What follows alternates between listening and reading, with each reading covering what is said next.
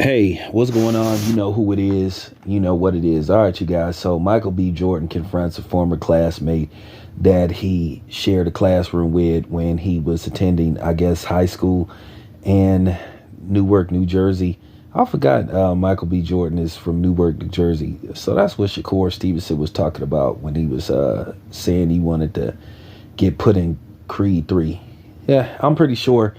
I'm pretty sure that he'll be in Creed 4, whatever the case may be. Nevertheless, anyway, well, Michael B. Jordan basically confronted this former classmate, and her name is L'Oreal. I guess she's a podcaster or something, or she does social media, I guess, like me. But she was at a red carpet premiere for Creed 3, and boy, did Michael B. Jordan remember who she was. And it just, well, I'll get to that later. And he confronted her.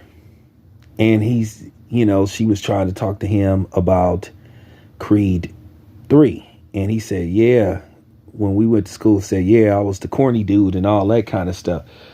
And you could just tell how he was looking that he was finna say something. Now, luckily, it didn't get to the point to where it got real uncomfortable, but he made her feel uncomfortable. And everybody saw the video. She probably sitting in the car, like, she probably was sitting in her car, probably when she got home, she was probably like, wow. But I did a little bit more research. She might have not been the one that said he was corny, but she did admit that they used to tease him in school about his name being Jordan, because it's Michael B. Jordan, and then of course the other Michael Jordan, so no need to even go into that conversation. But there was a podcast with her and some other lady, and I forgot what her name is. I don't even want to bring her name up because I don't want to give her no free publicity based off her ignorant comments she was making. But it just goes to show you the mind frame that a lot of black women have towards black men, and this is why I don't take some black women seriously. And that's why I think a lot of us out there, including myself, think a lot of these black women out here are full of what when it comes to the dating scene, and when it comes to relationships, when it comes to marriage and family values. And she basically, the girl was saying he was corny and saying all this kind of stuff. And, I don't respect any black man that dates white women or date outside their race and all that stuff, which I'm gonna have a conversation about that, because black women do that all the time when it comes to brothers dating outside their race. And I'm gonna talk about the double standards, and we gonna take a stroll down memory lane. But nevertheless, it also coincides to this whole thing about the whole he too nice, or I want a man with some thug in him, the whole Pookie and Ray Ray versus the Poindexter educated smart brother. Or just, the dude that carry himself in a respectable manner, in that's not from the streets. Because that's always seemed to be a thing in our community. And we one of the only communities that talk like that. And I'll just keep it a buck. Now, if somebody that happened not to be black say, well, that goes on in our community. Well, I'm not talking to you. I don't care about your community. To be honest with you, I only care about my community. And I'm here to help black men and black women fix the disdain and the mistrust and the animosity we have towards each other. There are a lot of things that black men are at fault at when it comes to our community. But then there are a lot of things that black women are at fault, and they refuse to accept accountability. But like I said, when I seen Michael B. Jordan, when he responded, how he looked at her, yeah, it was personal. All you got to do is look at his demeanor like, oh, I remember you. And it must be worse than what he was leading on. But the lady L'Oreal said, hey, that wasn't me. That wasn't me saying that you was corny. But she did a podcast with another person, and they were saying he was corny. So obviously he got wind, or he heard that podcast, or she might have called him corny in high school and he never forgot. You have to understand, brothers don't forget stuff. We don't forget stuff. And I don't want to hear this whole thing about you shouldn't hold a grudge, or you being emotional, or you being sensitive and all that stuff. At the end of the day, there's certain things, it don't matter, that's gonna get said to you or get did to you. You gonna take it personal. But like I said, that whole you're too sensitive thing, as Goodfella TV was saying, that only applies to black men.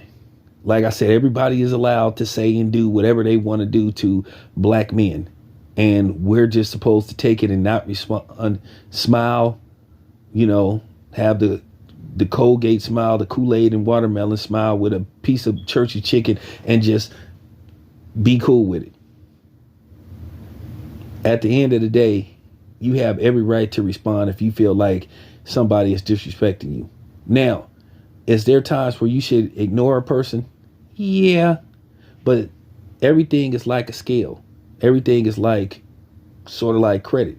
Everything is like weight. Well, everything is like a plate. If you keep putting too much on it, then what do you have? You have an overstuffed plate. If you fill the glass up with too much water, it overflows.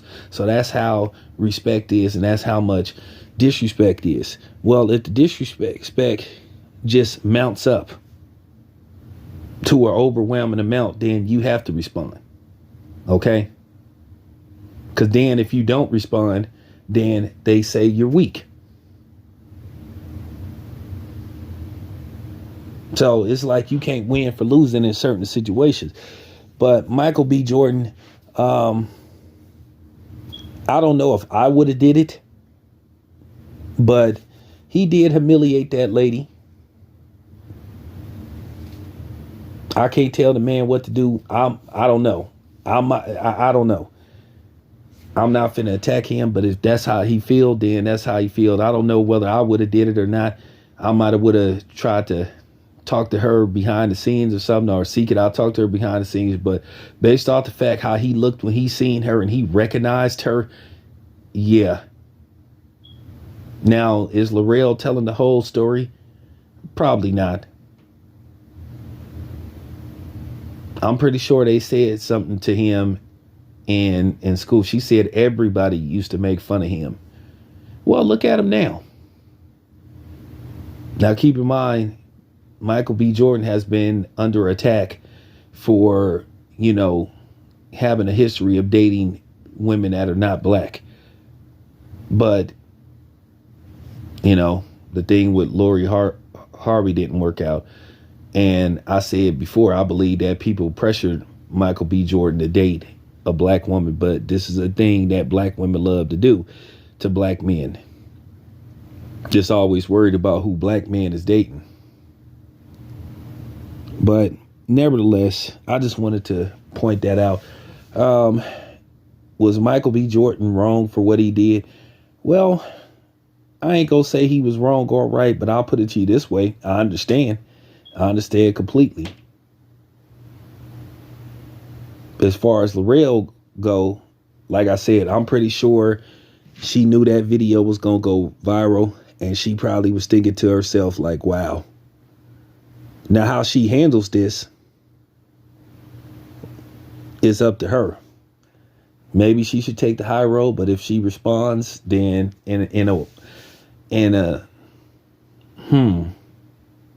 her response and her temperament is going have people watching, because I want to see how she handles this. Should she just move on from it, or should she respond? And if she responds, how she responds. But I guess he felt he was holding her accountable at that time for what happened when they were in high school. But like I said, this is a deeper conversation, and I plan on digging deep into this. I'm going to start having panels, having these type of discussions. I'm going to invite men and women from, well, I'm not going to say opposite sides, or just every direction, so we can cover ground and figure out how can we find a solution to this. Anyway, it's your boy Town Biz. I'm out.